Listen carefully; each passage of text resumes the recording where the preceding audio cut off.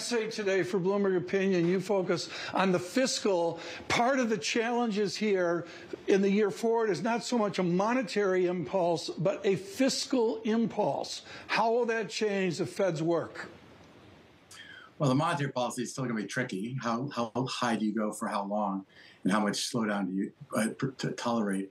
I think the fiscal is a big risk, so that it's not remarked on by virtually anybody. We're going to end this business cycle at a budget deficit of about 5% of GDP, which is a really horrible place to end the business cycle at.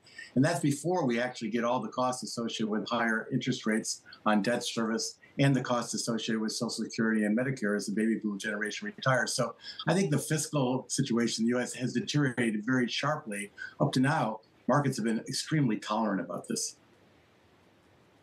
Bill Dudley, I want to go back here, and it is a top 10 risk of media, which is the gloom out there. The world's going to end, and we're going to have the recession to end all recessions. Take us back to your study of recession history and guessing at Berkeley years ago. Can we actually guess a recession in 2023? Well, a recession is pretty likely just because of what the Fed has to do. The Fed has to drive up the unemployment rate sufficiently to slow down the economy, to generate slack in the labor market, to bring wage inflation down to a level consistent with 2% inflation.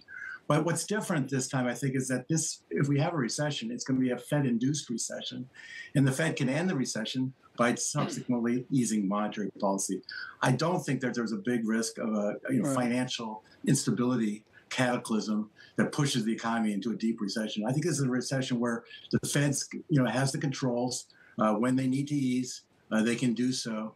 The challenge for them is to not ease too soon, but to ease in a timely way. Bill Dudley, I've got time left for one question, and I want to bring it over to Dr. Bremer's study at Eurasia Group of our risks and our division. Is Republican or Democrat monetary policy, are they really all that much different? End of the day, it's really about how you treat the independence of the Fed. Would you actually criticize the Fed through its actions, or do you leave it alone? The Democrats, really starting with Bill Clinton's administration, have been very hands-off on the Fed. Let the Fed do their job. The Republicans, especially under the Trump administration, were much more combative in terms of instructing the Fed what the Fed should do. I think the Democratic approach is better because it keeps markets more calm, allows the Fed to be more effective in translating its actions in terms of the tightening of financial conditions that it needs to have to control the growth rate of the economy. But there is a difference between the two parties in terms of how independent they treat the Fed.